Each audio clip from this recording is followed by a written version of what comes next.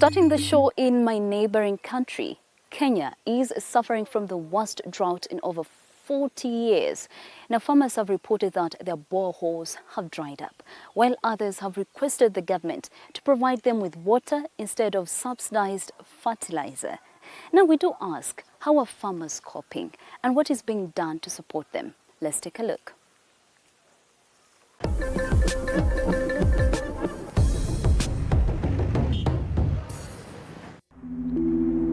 To appreciate the scale of the drought in Kenya, you only have to look at Lake Olbolosat, which has shrunk like never before. Almost 90% of it has dried up. Climate scientists warn that the situation could get even worse.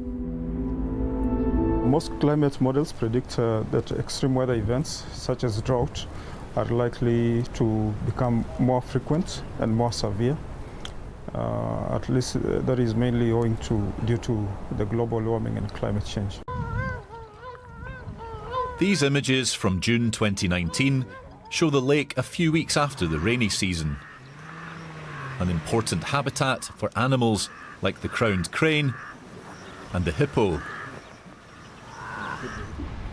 The drought is a problem too for people who live in the area. Many farmers fear for their livelihood. The persistent heat wave has seen fields across the country set ablaze. It's actually very, very, very bad. We have not had rains for almost several years. We have had several crop failures. Our plants are really not doing well. So we are really waiting for the rains. Locals are desperate. Extra prayers are offered, asking God to bless Kenya with rain. The president and his wife are among the supplicants. We have prayed and we can see the clouds are formed and we know that the rains are coming. Lake Olbolosat's years-long decline is a homemade problem.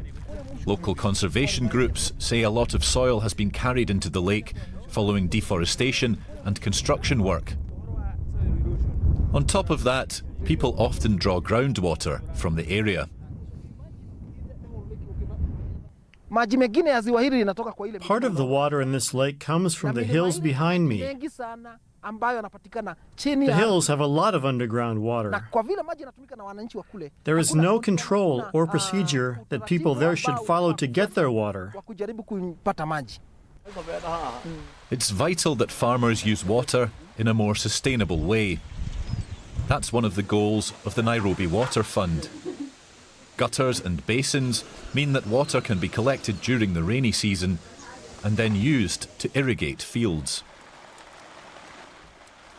We ensure that all the water which comes from the rooftop or maybe from the runoff are conserved in water pans.